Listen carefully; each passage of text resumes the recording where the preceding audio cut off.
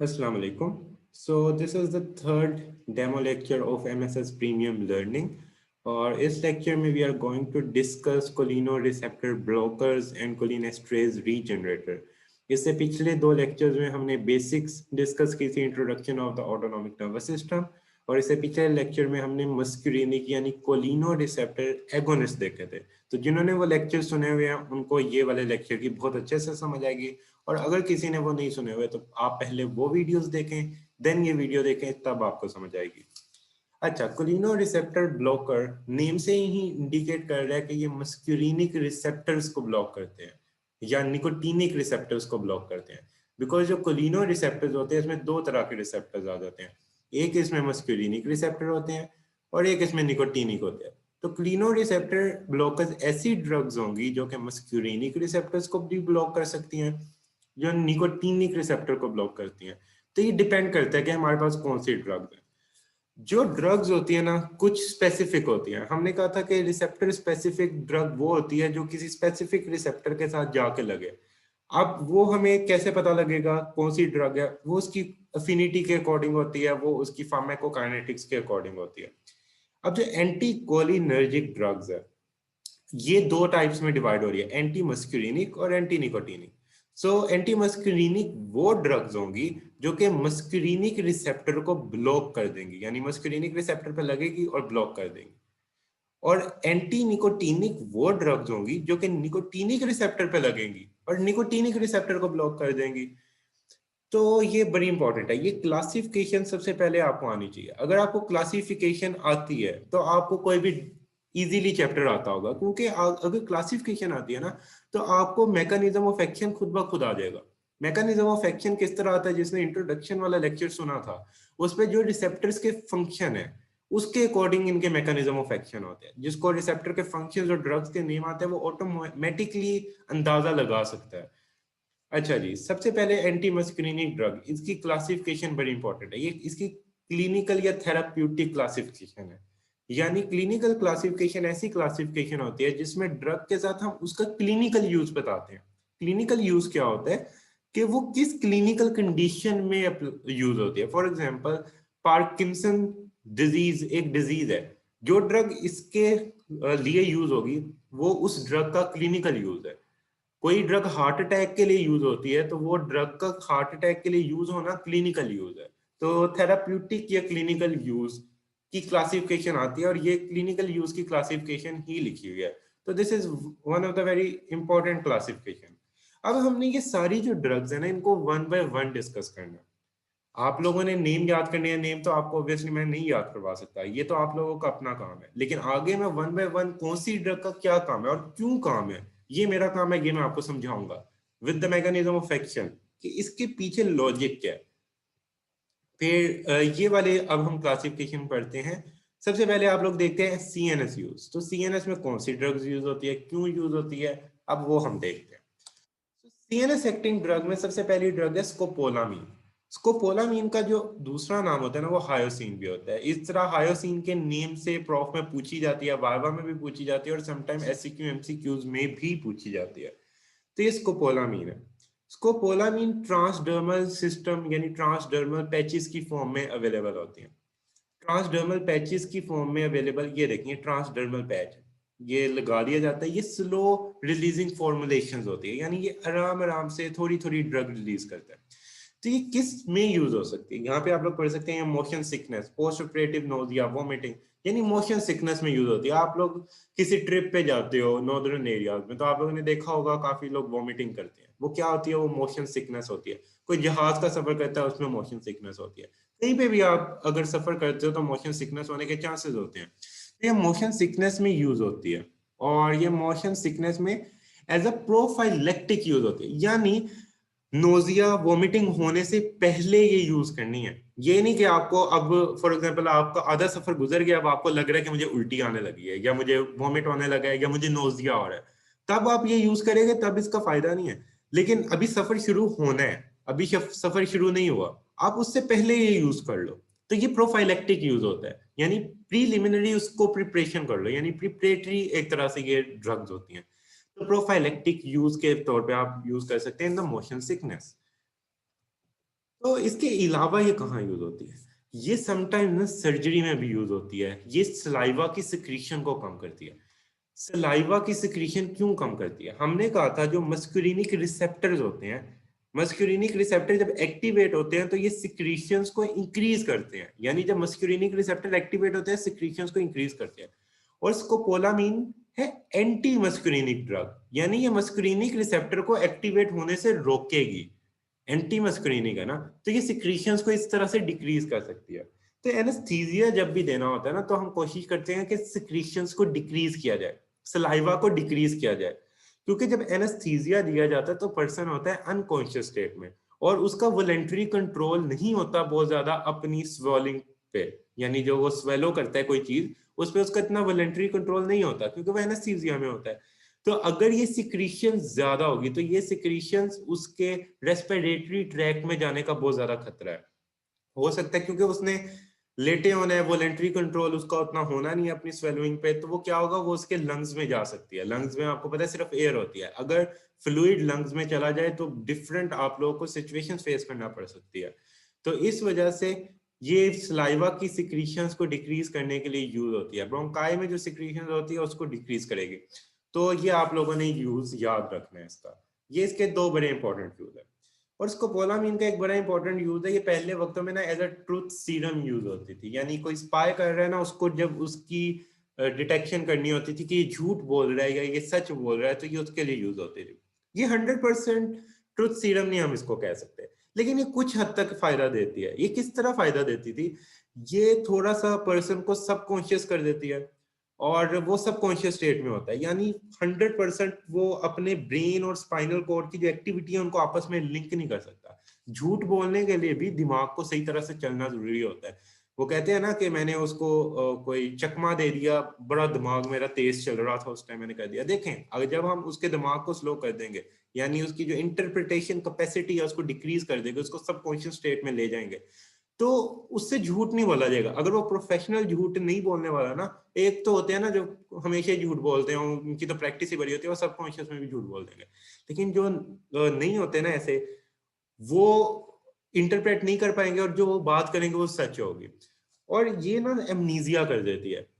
Amnesia का क्या फायदा होता है? जब वो सो के उठेंगे ना, उनको ये नहीं पता होगा कि उन्होंने क्या बताया, उनको कोई आइडिया नहीं होगा। तो इसके अलावा ना इसका यूज फिर हम ऑब्स्टेट्रिक्स में कर सकते हैं, यानी जब बेबी ने पैदा होना होता है, क्योंकि वो बड़ा पेनफुल प्रोसेस होता है। तो ये क्या करेगी, ये एमनीजिया करवा देगी एक हद तक। तो मदर को याद नहीं होगा कि मेरी कितनी पेन हुई थी, तो she will be ready to conceive for the next time as well. वरना तो वो अगली बारी दर्द की वजह से शायद कहे कि मैंने कंसीव ही नहीं करना। लेकिन बात यह है कि अल्लाह ने प्रोसेस वैसे ही बॉडी में फीमेल की इस तरह रखा होता है कि उनको एमनीजिया हो जाता है आफ्टर डिलीवरी, हार्मोनल चेंजेस की वजह से। कुछ हार्मोनल चेंजेस होते हैं, तो वो तो अल्लाह ने खुद प्रोसेस बनाया होगा, उसकी तो कोई मतलब रद्दो बदल नहीं। लेकिन ये स्कोपोलामीन इस तरह एमनीजिया से एक हद तक हेल्प कर सकती है ऑब्स्टेट्रिक के पेशेंट्स में, तो इस वजह से ये वहां पे भी यूज हो जाती है। तो उनके in obstetric patient with the morphine produce amnesia and sedation. तो ये गनूदगी सी प्रोड्यूस करवाएगी और उसको भूल जाएगा अपनी थोड़ी दर्द को। तो वो कहते हैं ना कि मुझे थोड़ी नींद की कोई दवाई दे दे ताकि मुझे पता ना लगे कि क्या हो रहा है मेरे साथ या कितना पेनफुल प्रोसेस है। तो ये उधर यूज होती है। तो ये हमारी सीएनएस की एक्टिंग स्कोपोलामीन की पहली ड्रग। नेक्स्ट ये तीन ड्रग्स हैं, ये यूज होती है पार्किंसंस डिजीज में। पार्किंसंस डिजीज में क्या होता है? आप लोगों ने फिजियोलॉजी में पढ़ा होगा, आप लोगों को मोस्टली को ये पता होगा कि पार्किंसंस डिजीज में जो डोपामीन का लेवल है वो कम होता है। लेकिन सिर्फ डोपामीन का लेवल कम नहीं होता, पार्किंसंस डिजीज में एसिटाइल कोलिन का लेवल ज्यादा भी होता है। यानी डोपामीन का लेवल कम होता है और एसिटाइल कोलिन का ज्यादा होता है। तो एंटी मस्कुलिनिक ड्रग्स हैं, तो एंटी मस्कुलिनिक ड्रग्स क्या करेंगी? एसिटाइल कोलिन का लेवल जो ज्यादा है इसको कम करेंगी, और इसको डोपामीन और जो एसिटाइल कोलिन की रेशियो है उसको वापस मेंटेन करेंगे। तो that's why this drugs can be used for the Parkinson's disease. तो ये तीनों ड्रग्स इंपॉर्टेंट है पार्किंसंस डिजीज में। सही हो गया? तो ये इस तरह वर्क करती है, like they will decrease the level of the acetylcholine. So this is not the first choice of drug for the Parkinson's disease, because the first choice is levodopa, जो कि आप लोग CNS में पढ़ोगे। Now we are going to move toward the drugs acting on the eyes. So these are very important drugs. Drugs जो आई पे act करती है ये बहुत ज्यादा इंपॉर्टेंट है। ये क्यों इंपॉर्टेंट है मैं बताता हूँ। ये हमारे पास 4 ड्रग्स हैं, ये आप लोगों ने अच्छे से करनी है। इसमें आप लोग हाफ लाइफ देख सकते हो। एट्रोपिन की आप देख सकते हो 72 आवर्स, लेकिन एट्रोपिन की मिनी गाइडलाइन में लिखा हुआ है मोर देन 72 आवर्स, लेकिन इसकी बड़ी एक्सेप्शंस है। मैं आप लोग को एक्सेप्शंस बताऊंगा, आप लोगों ने ये अच्छे से सुनना है। एट्रोपिन जो है ये, देखिए, जो एंटी मस्कुरीनिक इफेक्ट आई पे होता है, एंटी मस्कुरीनिक, तो एंटी मस्कुरीनिक आई पे 2 इफेक्ट्स होते हैं। एक होता है मिड्रियासिस यानी प्यूपिल डायलेशन, और एक होता है साइक्लोप्लीजिया। या आप लोगों ने जिसने पहली वीडियो सुनी है उसको पता है, साइक्लोप्लीजिया होता है loss of accommodation. Accommodation loss हो जाएगी तो बंदा दूर, फॉर एग्जांपल जब आप गाड़ी चलाते हो या आप बाइक चलाते हो तो आपकी आई अकोमोडेट करती है अकॉर्डिंग टू द सिचुएशन, कि कितना दूर देखना है, कितना करीब देखना है, तो अकोमोडेशन होती है। तो एंटी मस्कुरिनिक ड्रग क्या करती है, साइक्लोप्लीजिया सीलीडी मसल का पैरालिसिस करती है और लॉस ऑफ अकोमोडेशन, तो वो बंदा अकोमोडेट नहीं कर सकता जब तक ये ड्रग मौजूद है। तो एट्रोपिन की ना बड़ी खासियत है। एट्रोपिन अगर हम आई में यूज करते हैं तो ये मिड्रियासिस यानी प्यूपिल डायलेशन 7 दिनों तक करवाती है, यानी इसकी हाफ लाइफ आई में इतनी ज्यादा है। और साइक्लोप्लीजिया ये ऑलमोस्ट 6 से 12 दिन तक करवाती है, यानी इसकी आई में इतनी ज्यादा ड्यूरेशन है। ये आप लोगों ने ड्यूरेशन इसकी याद रखनी है, ये बहुत ज्यादा ड्यूरेशन है। तो आप ये इसको नॉर्मली आम तौर पे, जब फॉर एग्जांपल मिड्रियासिस कब यूज होती है, मिड्रियासिस होता है प्यूपिल डायलेशन, ये तब यूज होती है जब रेटिना की एग्जामिनेशन करनी हो। आप लोग एफ्थेल्मोस्कोपी में देखते होंगे, जब रेटिना देखना तो हमें मिड्रियासिस चाहिए होती है ताकि रेटिना को इजीली देखा जा सके, तो ये तब यूज होती हैं ये वाली ड्रग्स।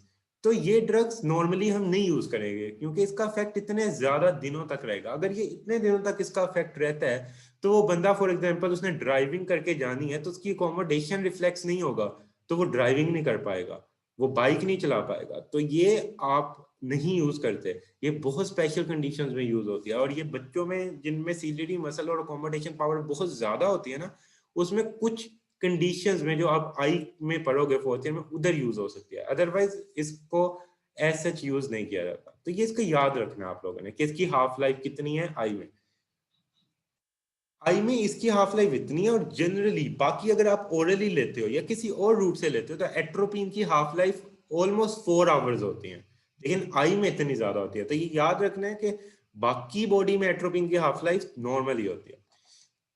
अब जो ऑप्थेल्मिक एग्जामिनेशन होती है, आप किसी आई वाले डॉक्टर के पास जाते हैं तो वो आपके आई का जब रेटिना चेक करना होता है तो आई में ड्रॉप्स डालता है, और वो ड्रॉप्स क्या करते हैं, प्यूपिल डायलेशन, प्यूपिल डायलेशन होती है तो वो रेटिना देख सकता है। तो उसमें एंटी मस्कुरिनिक में ट्रोपिकामाइड यूज होती है। ट्रोपिकामाइड की ऑलमोस्ट 4 आवर्स होती है हाफ लाइफ, तो ये इतनी ज्यादा नहीं है, तो इट कैन बी यूज्ड, तो ये यूज की जा सकती है। इसके अलावा अल्फा एड्रिनर्जिक ड्रग्स यूज की जाती हैं विच इज फिनाइल एफ्रीन। ये आप लोगों ने फिनाइल एफ्रीन आगे पढ़नी है, ये उधर करवाई जाएगी। वैसे आप लोगों को मैंने बताया था जो सिंपैथेटिक इफेक्ट होता है आई में अल्फा 1 रिसेप्टर्स प्रेजेंट होते हैं। अल्फा 1 एगोनिस्ट, यानी अल्फा 1 को जब एक्टिवेट किया जाता है तो मिड्रियासिस होती है। देखें, जिन्होंने पिछले लेक्चर नहीं सुने हुए उनको ये नहीं समझ आ रही होगी, लेकिन जिन्होंने सुने हैं उनको समझ आ रही होगी। तो मिड्रियासिस होती है। मिड्रियासिस के अलावा इस केस में कोई साइक्लोप्लीजिया नहीं होता, नो साइक्लोप्लीजिया। सही हो गया, इस केस में कोई भी साइक्लोप्लीजिया नहीं होगा, यानी अकोमोडेशन इसमें लॉस नहीं होती। तो ये ज्यादा बेटर ड्रग होती है, क्योंकि ये सिर्फ मिड्रियासिस करवाती है तो आप रेटिना एग्जामिन कर सकते हो और अकोमोडेशन भी लॉस नहीं करवाएगी। सो ये ऑप्थेल्मिक यूज में ड्रग्स यूज होती है जब आप आई एग्जामिनेशन करवाने जाते हो, खासतौर पर जब रेटिना की एग्जामिनेशन करनी होती है। तो ये एट्रोपिन है। एट्रोपिन की एक इंपॉर्टेंट प्रॉपर्टी, ये टर्शियरी अमाइन है। So as I told you earlier that the tertiary amine can cross the blood-brain barrier. So these can cross the blood-brain barrier, and the drug which can cross the blood-brain barrier can be used as an antidote for the drug जो कि CNS cross करके जा चुकी है। ये आप लोगों ने कब पढ़ा है? एट्रोपिन आप लोगों ने पढ़ा है, यूज होती है as a antidote in organophosphate poisoning. Organophosphate की पॉइजनिंग में एट्रोपिन एज एंटीडोट यूज होती है। So it's general action almost 4 hours होता है, लेकिन आई में इसका जनरल एक्शन ज्यादा देर होता है, वो काफी दिनों तक रह सकता है। सही हो गया। इसके यूजेस है। अब ये यूजेस हम वन बाय वन पढ़ेंगे, यहाँ पे मैंने इकट्ठे लिख दिए हैं, लेकिन आई का मैंने आपको यूज बता दिया। आई में ये मिड्रियासिस और साइक्लोपीजिया करवाती है। मिड्रियासिस से हम क्या कर सकते हैं, रेटिना की एग्जामिनेशन कर सकते हैं। अब हम बाकी यूजेस पढ़ेंगे। आई पे हमने देख लिया, तो देखें ये मिड्रियासिस और साइक्लोपीजिया करवाती है, तो ये कॉन्ट्रा इंडिकेटेड है क्लोज एंगल ग्लोकोमा। जो ग्लूकोमा होता है ना, उसमें हमने ड्रग्स जो ये होती है अवॉइड करनी होती है। तो ये आप लोगों ने याद रखना है, कॉन्ट्रा इंडिकेशन आनी चाहिए, बिकॉज पूछा जाता है atropine is Contra indicated in which case. तो ये 3 केसेस में होती है, वो मैं आपको आगे बताऊंगा, लेकिन एक उसमें से केस है नैरो एंगल ग्लूकोमा, यानी ये आपने नहीं यूज करनी अगर बंदे को नैरो एंगल ग्लूकोमा है। तो आप लोग ये आई देख सकते हो, इसमें प्यूपिल कंस्ट्रिक्शन है और ये प्यूपिल डायलेटेड है, तो यानी इसमें ये ड्रग डाली हुई है। नेक्स्ट आ जाता है GIT and the urinary system. So basically GIT और यूरिनरी सिस्टम पे M3 रिसेप्टर्स प्रेजेंट होते हैं, और ये M3 रिसेप्टर्स क्या करवाते हैं, इनकी कॉन्ट्रैक्शन और डेफिकेशन और यूरिनेशन में हेल्प करते हैं। यानी मसल की कॉन्ट्रैक्शन मस्क्यूलिनिक रिसेप्टर करवाते हैं, कॉन्ट्रैक्शन लीड टू स्पैज्म, तो मस्कुलिनिक रिसेप्टर स्पैज्म करवाते हैं। तो एंटी मस्कुलिनिक ड्रग क्या किस के लिए यूज हो सकती है, एंटी स्पाज्मोडिक, वो स्पैज्म को कम करेगी। सही हो गया, यानी अगर मस्कुलिनिक एक्टिवेट होगा तो स्पैज्म होगा, तो एंटी मस्कुलिनिक यूज होगी तो वो एंटी स्पाज्मोडिक यूज हो जाएगी। तो एंटी मस्कुलिनिक का एंटी स्पाज्मोडिक यूज होता है। और ये एन्यूरिसिस में यूज होती है। एन्यूरिसिस होता है कि एकदम वॉइड हो जाना यूरिन का, यानी कोई होता है ना, कुछ लोगों से यूरिन कंट्रोल नहीं होता तो एकदम यूरिनेट कर देते हैं, तो एन्यूरिसिस में ये हेल्प करती है। ये क्या करेगी, एंटी मस्कुलिनिक है, तो एंटी मस्कुलिनिक है तो ये ब्लैडर को रिलैक्स करेगी। जब ये ब्लैडर को रिलैक्स करेगी तो यूरिनेशन नहीं होगी, तो ये यूरिनेशन को प्रिवेंट करेगी, तो एन्यूरिसिस में ये हेल्प कर सकती है। Next come to the CVS. So CVS में इसके बड़े इंपॉर्टेंट फैक्ट है। जो लो डोज होती है ना, ये लो डोज पे एट्रोपिन लो डोज पे ब्रेडिकार्डिया करवाती है। वैसे अगर नॉर्मली देखा जाए तो एट्रोपिन एंटी मस्कुलिनिक है, एंटी मस्कुलिनिक को टैकीकार्डिया करवाना चाहिए, लेकिन why it cause bradycardia on the low dose, ये मैं आपको समझाऊंगा।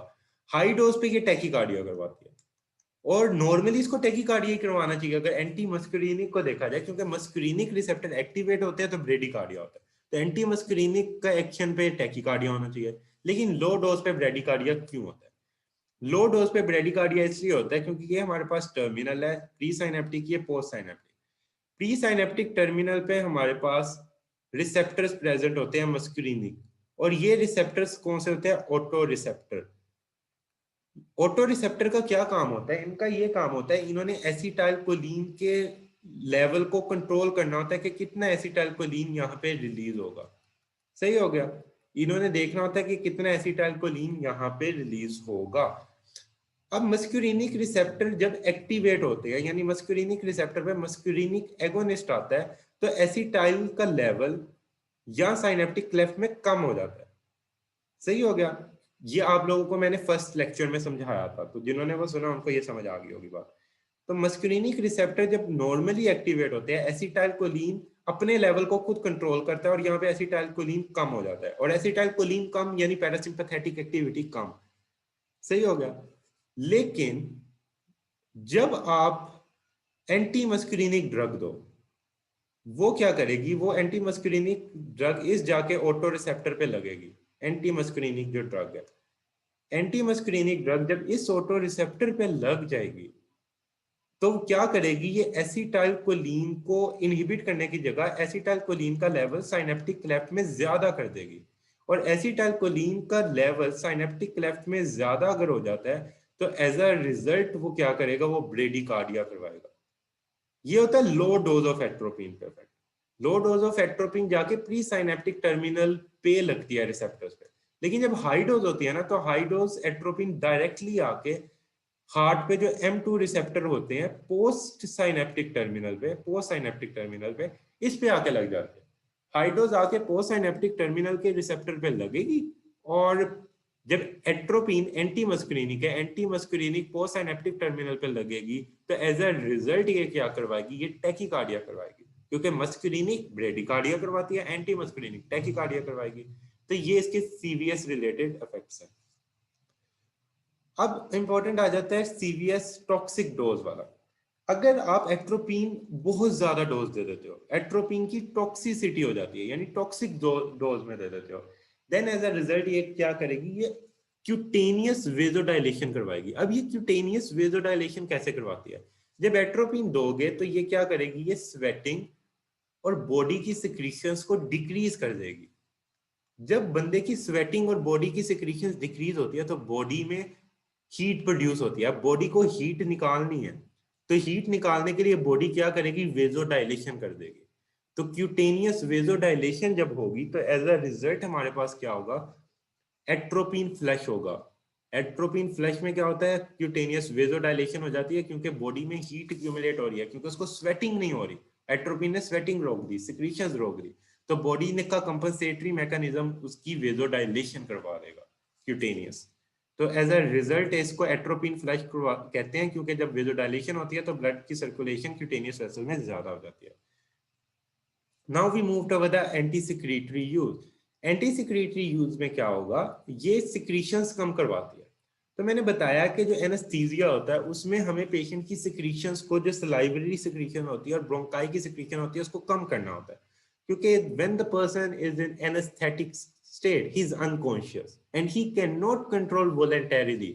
वो अपनी स्वेलुइंग को, जो वो निगलता है कोई चीज, उसको वॉलंटरीली उसका 100% कंट्रोल नहीं होता उसमें। तो क्या होगा, in the unconscious state he might स्वलो जो उसका सलाइवा होगा इनटू हिज रेस्पिरेटरी ट्रैक्ट, और वो रेस्पिरेटरी ट्रैक्ट में स्पायर कर जाए। रेस्पिरेटरी जो लंग्स है आपको पता है उसमें जस्ट एयर होती है, तो अगर एयर की जगह कोई फ्लूइड चल जाएगा, ये एस्पायरेशन निमोनिया करवा सकता है। ये क्या करेगा, ये कॉम्प्लिकेशन करवा देगा। तो बेसिकली हमारे पास पहली ये रीजन होती है इसको प्री एनेस्थेटिक यूज करने की, कि ये सलाइवरी और रेस्पिरेटरी सेक्रीशंस को डिक्रीज करता है। नेक्स्ट रीजन हमारे पास क्या होती है, so what is the next reason, it is कि मैंने बताया कि हाई डोज पे जो एट्रोपिन होता है नॉर्मली ये टैकीकार्डिया करवाता है। सही हो गया। अब जब हम किसी का ऑपरेशन करते हैं ना, during the operation there is a high risk के उसका हार्ट रेट डिक्रीज हो जाए by activation of the vagus nerve. तो एट्रोपिन क्या करेगा, एट्रोपिन जो वेगल नर्व की वजह से ब्रेडिकार्डिया होना था ना, उसको रोकेगा, यानी उसका कार्डिक अरेस्ट नहीं होने देगा, उसको ब्रेडिकार्डिया नहीं होने देगा। तो दो काम हमें ये कर रहा है ड्यूरिंग द एनेस्थीसिया। एनेस्थीसिया ये रेस्पिरेटरी और सैलिवरी सिक्रीशंस को कम कर रहा है और प्रिवेंट कर रहा है कि ब्रेडिकार्डिया और कार्डिक अरेस्ट ना हो। तो ये हमारे पास एट्रोपिन का यूज है। Anti secretory toxicology last chapter में आप लोग को पढ़ा चुका हूं कि ऑर्गेनोफॉस्फेट में ये एज अ एंटीडोट यूज होता है, और ये फाइसोस्टिग्मीन के केस में भी एज अ एंटीडोट होता है। जो फाइसोस्टिग्मीन होती है ये ब्लड ब्रेन बैरियर क्रॉस कर सकती है, तो इस वजह से इस ड्रग के केस में हम एट्रोपिन को एज एंटीडोट यूज कर सकते हैं, because atropine is a tertiary amine and the tertiary amine can cross the blood brain barrier. So these are the pharmacological effects ये atropine के हैं, ये हम कर चुके हैं. Now what are the contraindications, that in which condition we are not going to use the atropine? So हमें पता होना चाहिए. So first condition is the hyperthermia. It can cause hyperthermia in the children. So atropine is contraindicated in children. Why it cause hyperthermia? आपको बताया it will decrease the body secretion, it will decrease the lacrimation, it will decrease the salivation, it will decrease the sweating. जब sweating नहीं होगी तो body का temperature increase करेगा, and when the body temperature will increase it will cause hyperthermia. तो in the case of childrens it may cause hyperthermia. तो ये children's में कॉन्ट्रा इंडिकेटेड होती है, उनको नहीं देनी होती। नेक्स्ट आ जाता है ओल्डर इंडिविजुअल में, ये ग्लोकोमा में नहीं यूज होती, because atropine cause mydriasis and cycloplegia and it may obstruct the trabecular meshwork, तो हमें उधर भी नहीं देनी। The last one is urinary retention, especially in patient of prostatic hyperplasia. Now I'm going to explain the reason कि जो मस्कुलिनिक receptor होते हैं, जो ये प्रोस्टेट होता है ना, प्रोस्टेट के दरमियान से यूरिथ्रा पास कर रहा होता है, इस तरह प्रोस्टेट 3D में पड़ा होता है, दरमियान से उसके यूरिथ्रा पास कर रहा होता है। जो मस्कुलिनिक रिसेप्टर जब एक्ट करते हैं ना प्रोस्टेट पे, तो जब मस्कुलिनिक रिसेप्टर एक्ट करते हैं तो प्रोस्टेट एज अ रिजल्ट ये कॉन्ट्रैक्शन करता है। सही हो गया। और जो एंटी मस्कुलिनिक होते हैं ये रिलैक्सेशन करते हैं। आप लोगों ने इस ड्रग को देख के उन पेशेंट्स में देना होता है, whether it will suit them और नॉट। तो ये हम उन लोगों में क्यों नहीं देते? प्रोस्टेटिक हाइपरप्लेजिया का जो पेशेंट होता है ना, उसमें यूरिनरी रिटेंशन हो रही होती है, यानी वो यूरिनेट नहीं कर पा रहा होता। और एंटी मस्करीनिक का क्या काम है? एंटी मस्करीनिक हमने बताया था कि ये यूरिनेशन को रोकती है बाय रिलैक्सिंग द ब्लैडर। तो अगर हम एंटी मस्करीनिक दे देंगे तो वो उसको तो यूरिनरी रिटेंशन पहले ही है ड्यू टू प्रोस्टेटिक हाइपरप्लेजिया, तो फर्दर यूरिनरी रिटेंशन हो जाएगी, तो हम उसके केस में इसको नहीं देंगे। सही हो गया। नेक्स्ट आ जाता है, we are going to see the treatment of atropine toxicity. So what is going to be the treatment? So treatment first of all is usually symptomatic. Symptomatic के बाद जो further treatment के लिए हम physostigmine यूज कर सकते हैं। Atropine is anti-muscarinic and physostigmine is muscarinic agonist.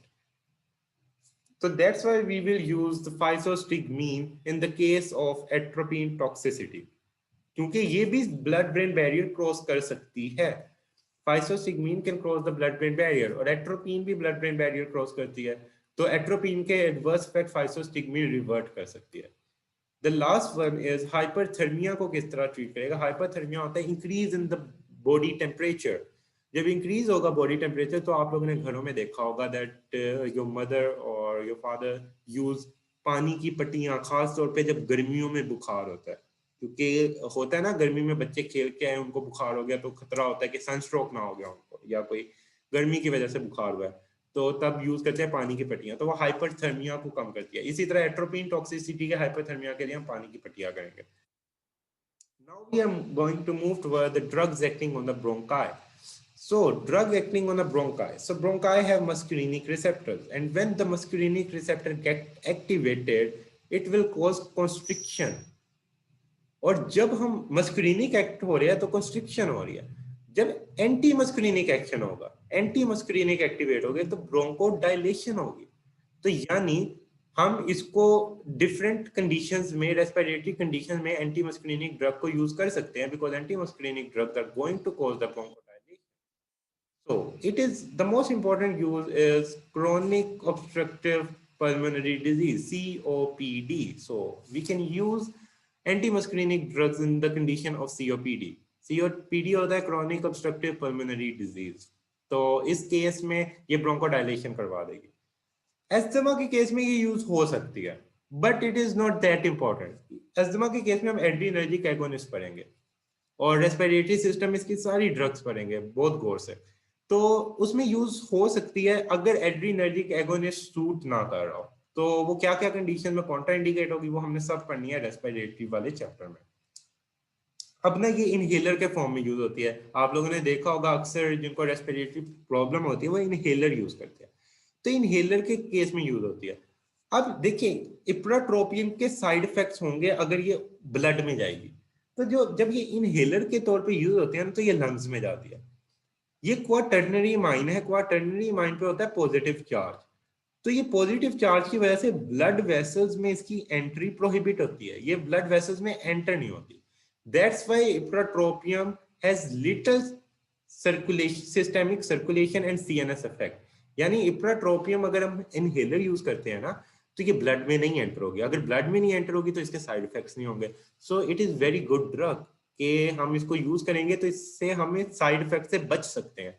तो ये क्वेश्चन पूछा जाता है कि इप्राट्रोपियम के जो साइड इफेक्ट्स है वो क्यों नहीं होते, तो आपने बताना it is a quaternary mine, it has positive charge, we will use it as in a form of inhaler. As a result, it will not enter into the blood, it will not enter into your systemic circulation, or if small amount is entered into the systemic circulation due to positive charge, it cannot cross the blood brain barrier, and if it doesn't cross the blood brain barrier, it is not going to show the CNS side effects. So this is the reason. Now we are moving toward the drug use in gut. तो मैंने आपको बताया था कि ये as anti spasmodic use हो सकती है, बट जो गट की ड्रग्स है ना उसमें ये वाली ड्रग्स ऑब्सोलीट हो चुकी है, they are not commonly use. GIT का पूरा चैप्टर पढ़ोगे क्योंकि बहुत नई ड्रग्स आ चुकी है। आप लोग एक ओमेप्राजोल के नाम से सुनते हो, राइजिक, ये बड़ी कॉमनली आप लोग सुनते हो, मोट, बड़ी डिफरेंट ड्रग्स आ चुकी है, तो वो ज्यादा बेहतर है। तो ये यूज हो सकती थी, पहले होती थी, लेकिन अब ऐसा यूज नहीं होती. So this is not that important. But जो M1 रिसेप्टर इनहिबिटर है, जैसे पायरेनजीपीन है, it can be use in peptic ulcer because we discussed earlier that M1 receptor are present on the gastric glands. और gastric glands में ये क्या करते हैं, इट इंक्रीजेस द सिक्रीशंस. तो M1 ब्लॉकर क्या करेंगे, गैस्ट्रिक सिक्रीशन यानी HCl और जो पेप्टिक एसिड वगैरह, ये सारी इनकी सिक्रीशंस को डिक्रीज करेंगे, और इससे हम पेप्टिक अल्सर को प्रिवेंट कर सकते हैं. So that's why M1 selective inhibitor are still used in the Europe. तो इससे बेहतर लेकिन ड्रग्स आ चुके हैं जो कि GIT में हमने हर ड्रग पढ़नी है. Now we are moving towards the drug used in the urinary system. So in the urinary system we are going to use oxybutynin and tolterodine. So ये हमारे पास ब्लैडर स्पैज्म कम करवाती है, जो हम पढ़ चुके हैं कि एंटी मस्कुलिनिक ड्रग स्पैज्म को रिवर्ट करती है, एंटी स्पाज्मोडिक वर्क करती है. उसके अलावा जो ये वाली ड्रग है, ये स्ट्रेस इनकॉन्टिनेंस में यूज होती है. What is stress incontinence? So stress incontinence is a condition जब फॉर एग्जांपल आप हंसते हो या आप खांसते हो या वोमिट होती है, जब आपका एब्डोमिनल प्रेशर इंक्रीज होता है, उसके रिजल्ट में अगर यूरिनेशन हो जाए. फॉर एग्जांपल कोई बंदा खांस रहा है, एकदम उसका यूरिन निकल जाए, तो ये क्या होती है, ये स्ट्रेस इनकॉन्टिनेंस होती है. जब ब्लैडर पे प्रेशर आ रहा है थ्रू एब्डोमिनल मसल्स, तो ये स्ट्रेस इनकॉन्टिनेंस होती है. तो हमारे पास जो ये ड्रग्स होती हैं, ये एंटी मस्कुलिनिक क्या करवाती है, ब्लैडर को रिलैक्स और यूरिन को रिटेन करती है. तो ये इनकॉन्टिनेंस यानी यकदम यूरिन हो जाना, उससे प्रिवेंट कर सकती है. तो that's why these can be used in the stress incontinence. I hope आपने जिन्होंने पहले लेक्चर सुना होगा उनको ये सारी चीजें रिलेट हो रही होंगी. So we are done with the muscarinic receptor antagonist. Now we are moving toward the nicotinic antagonist. So the nicotinic antagonists are hexamethonium and methylamine. So these two are the nicotinic antagonists. So nicotinic antagonist क्या है, ये just NN receptor को जाके inhibit कर रहा है, and NN receptor present है in the ganglion. और ganglion responsible होता है autonomic reflexes के लिए. और अगर हम गैंग्लियन को ब्लॉक कर दें तो हम ऑटोनॉमिक रिफ्लेक्सेस को ब्लॉक कर देते हैं. अब मैं आपको इसकी एक इंपॉर्टेंट बात बताऊंगा, ये आप लोगों ने सुनना है. मैंने आपको बताया था कि जो सिंपैथेटिक नर्वस सिस्टम है और जो पैरासिम्पैथेटिक नर्वस सिस्टम है, they both are present in different organs. यानी आपकी आई में पैरासिम्पैथेटिक भी प्रेजेंट है, सिंपैथेटिक भी प्रेजेंट है. आपकी वेसल्स में पैरासिम्पैथेटिक सिंपैथेटिक है. आपकी जो गट है, ब्लैडर है, उसमें पैरासिम्पैथेटिक के रिसेप्टर्स भी है, सिंपैथेटिक के भी. लेकिन ये दोनों में से एक सिस्टम डोमिनेटेड होता है. जैसे फॉर एग्जांपल मैं एग्जांपल देता हूँ, सिंपैथेटिक नर्वस सिस्टम और पैरासिम्पैथेटिक की इस तरह एग्जांपल है कि पैरासिम्पैथेटिक को समझे मदर और पैरासिम्पैथेटिक को समझे फादर. आप लोगों ने देखा है घर में मदर या फादर में से एक बंदा डोमिनेंट होता है. सही हो गया, मदर या फादर में से एक बंदा डोमिनेंट होता है और फादर ज्यादातर डोमिनेंट होता है. लेकिन जरूरी नहीं सब घरों में फादर डोमिनेंट है, कुछ घर है जहां में मदर डोमिनेंट होती है. तो इसी तरह हमारी बॉडी में है, दोनों प्रेजेंट तो दोनों ही है, फादर भी प्रेजेंट है, मदर भी प्रेजेंट है. पैरासिम्पैथेटिक और सिंपैथेटिक नर्वस सिस्टम दोनों प्रेजेंट है एक ऑर्गन पे. लेकिन कुछ ऑर्गन्स पे पैरासिम्पैथेटिक नर्वस सिस्टम डोमिनेंट है और कुछ पे सिंपैथेटिक नर्वस सिस्टम डोमिनेंट है. तो ज्यादातर पे पैरासिम्पैथेटिक डोमिनेंट है. तो ये आप लोग सिस्टम देख सकते हैं कि जो ये वाले सिस्टम्स है ना, इन पे हमारे पास पैरासिम्पैथेटिक नर्वस सिस्टम जो है वो डोमिनेंट है. और जो बाकी हमारे पास वेसल्स हैं और स्वेट ग्लैंड्स है, इस पे सिंपैथेटिक नर्वस सिस्टम डोमिनेंट है. यानी जब हमारा सिंपैथेटिक नर्वस सिस्टम एक्टिवेट होता है तो मेनली ये वालों पे डोमिनेंट है, और पैरासिम्पैथेटिक हार्ट पे डोमिनेंट है, आइरिस पे, ciliary muscle, GIT, bladder, salivary gland, इन सब पे पैरासिम्पैथेटिक. देखिए पैरासिम्पैथेटिक अगर डोमिनेंट है तो बेसिकली ये क्या करवाता है, पैरासिम्पैथेटिक अगर डोमिनेंट है तो वो ब्रेडिकार्डिया करवाता है. पैरासिम्पैथेटिक आइरिस में क्या करवा रहा होता है, मियोसिस करवा रहा होता है. पैरासिम्पैथेटिक हमारे पास इधर क्या करवा रहा होता है, साइक्लोस्पैज्म करवा रहा होता है. तो ये पैरासिम्पैथेटिक के ये फंक्शन होते हैं. अब इंपॉर्टेंट बात यह है, जब हम गैंग्लियन ब्लॉक कर देते हैं, जब गैंग्लियन ब्लॉक कर देते हैं तो हमारे पास ये सब कुछ ऑपोजिट हो जाता है. गैंग्लियन ब्लॉकर देने के केस में हमारे पास जो सिंपैथेटिक नर्वस सिस्टम जिधर डोमिनेंट होता है उधर पैरासिम्पैथेटिक डोमिनेंट हो जाता है, और जिधर पैरासिम्पैथेटिक होता है उधर सिंपैथेटिक. नॉर्मली ये यहाँ पे सिंपैथेटिक डोमिनेंट है, लेकिन जब गैंग्लियन ब्लॉकर देंगे तो यहाँ पे पैरासिम्पैथेटिक डोमिनेंट हो जाएगा, और बाकी जगहों पे जहाँ पैरासिम्पैथेटिक है वहां पे सिंपैथेटिक सिंपैथेटिक ये सिंपैथेटिक डोमिनेंट हो जाएगा, और यहाँ पे पैरासिम्पैथेटिक।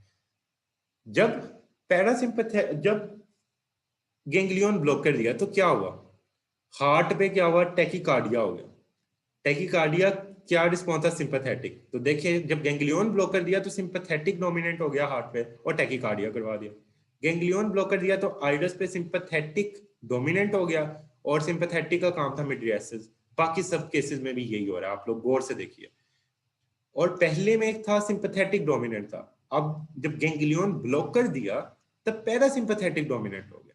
जब पैरासिम्पैथेटिक डोमिनेंट होगा तो पैरासिम्पैथेटिक में हमारे पास मस्कुलिनिक रिसेप्टर्स जब एक्टिवेट होते हैं तो बेसिकली वो वेजोडाइलेशन करवाते हैं, यानी वेजोकंस्ट्रिक्शन नहीं होगी, वेजोडाइलेशन ऑटोमेटिकली हो जाएगी।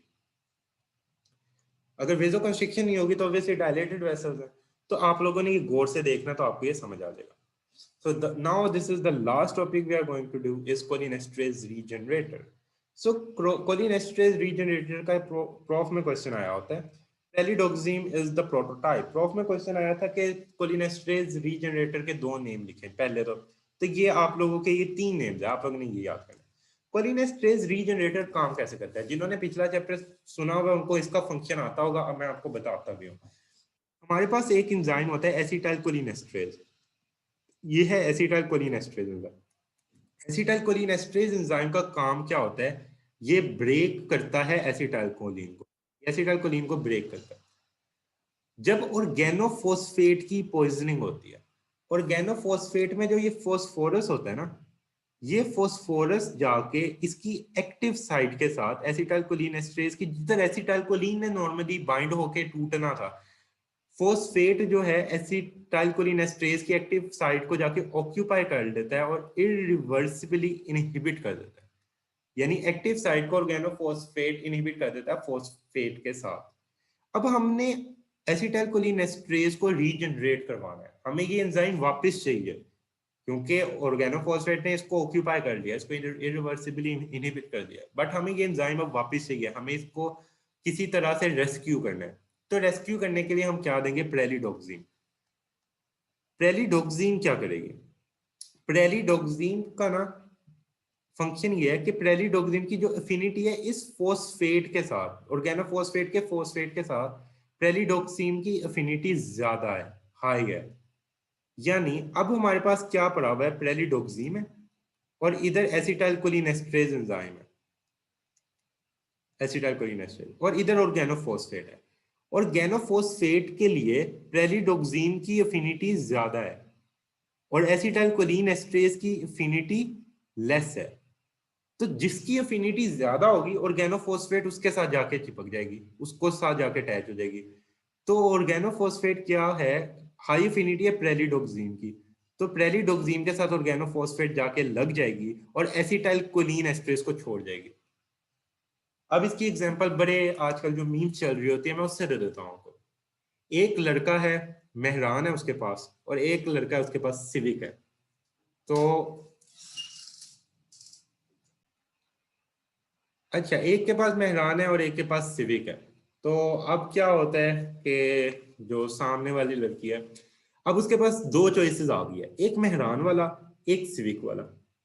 घर वाले ने फॉर एग्जांपल रिश्ता करना है, जो भी है, एक मेहरान वाला एक सिविक वाला है, इसको आपस में फेमिनिज्म पे ना कोई ले जाए। अब देखें उस पे लेगी, अब मैं समझे एसिटाइलकोलिन एस्ट्रेज है मेहरान और जो प्रेलिडोक्सिम है वो है सिविक, और ऑर्गेनोफॉस्फेट ने चूज करना है वो किसके पास जाए, तो किसके पास चल जाएगी, वो सिविक के पास चल जाएगी। सही हो गया। तो ये चीज अब आपको कभी भूलनी नहीं चाहिए, ये अब याद रखना है कि ऑर्गेनोफॉस्फेट की जो एफिनिटी है वो प्रेलिडोक्सिन के साथ ज्यादा है, तो ये उसके साथ चल जाएगी। अब देखें प्रेलिडोक्सिन ने आके कुछ भी इसके रिसेप्टर को नहीं कहा, एसिटाइलकोलिनेस्ट्रेज से प्रेलिडोक्सिन दूर दूर ही रहा, कोई उसका उससे ताल्लुक नहीं था।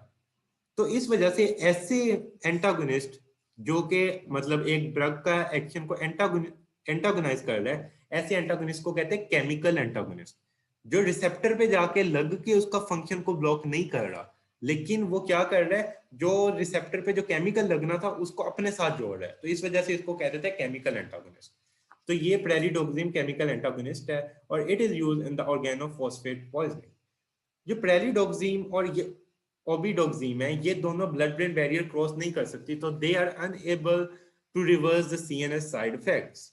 ये सीएनएस के साइड इफेक्ट्स को रिवर्स नहीं कर सकती। तो ऑर्गेनोफॉस्फेट में जो सीएनएस के साइड इफेक्ट्स को रिवर्स करना है, और अगर जो हमारे पास अगर कोलिनेस्ट्रेज जो रीजनरेटर है उनके थ्रू हमने रिवर्स करना है, then we can use this one because it can cross the blood brain barrier, the others don't. So our these all are our concept related to this chapter. अब UHS पास paper के question का मैं आपको idea दे देता हूँ।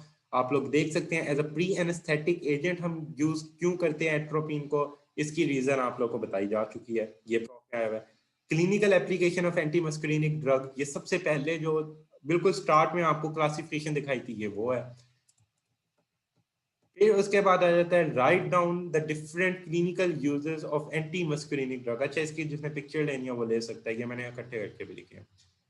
Write down different clinical uses of anti muscarinic drug, ये भी आप लोग वही सेम है, ये भी सेम है जो आप लोग स्टार्ट में कर चुके हैं। और एंड पे जो आपको करवाया है प्रेलिडोग्जिम के दो नाम, मतलब ऑक्साइम्स के, और किस तरह ऑर्गेनोफॉस्फेट में यूज होते हैं वो आप लोगों ने बताना है।